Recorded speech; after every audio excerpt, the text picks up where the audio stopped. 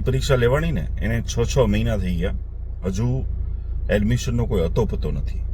સાહેબ, આ વર્ષે પહેલી વાર એવું લાગતું હતું કે ભાઈ પરીક્ષા લેવાય ટાઈમ ટુ ટાઈમ, રિઝલ્ટ કોઈ વિઘ્નો ન આવ્યા, જેવા કે સુપ્રીમ કોર્ટનો સ્ટે હોય કે પેપર લીક હોય. અને ન્યૂઝપેપરમાં પણ આવી ગયું કે આ વર્ષે તો છે ને સપ્ટેમ્બર મહિનામાં કોલેજો શરૂ થઈ જશે.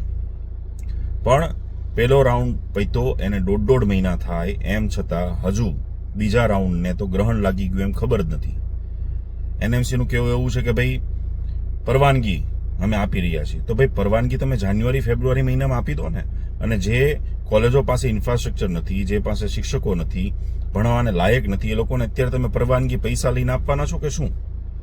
અને તમે પરવાનગીના નામે ભારત યુવા રત્ન ડિજિટલ યુગમાં તમે 6-8 મહિના બાળકોને ઘરે બેસાડો. હમણાં દિવાળી આવી જશે એટલે બીજું નાટક શરૂ. એજ્યુકેશન સિસ્ટમની પથારી ફરી ગઈ છે. અને આ તમે ભાવિ ડોક્ટરો બનાવો છો કે જે ઘરે ના બેઠવા જોઈએ. તૈયારીઓ શરૂ થઈ દેવી જોઈએ.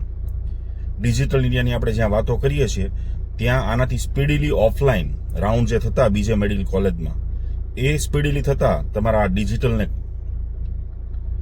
ટૂંકમાં તમારાથી ન સંભાળાતું હોય, ન થતું હોય તો વાલીઓને આપી દો, વિદ્યાર્થીઓને હાથમાં આપી દો સિસ્ટમ. પણ એટલીસ્ટ 6-8 મહિના તમે એડમિશન પ્રોસેસ ચલાવો, વિદ્યાર્થી પરીક્ષા આપી દઈને પછી ઘરે બેઠો હોય, તો આનાથી ખરાબ વસ્તુ એજ્યુકેશન સિસ્ટમમાં અને હેલ્થ સેક્ટરમાં હોય જ ના શકે.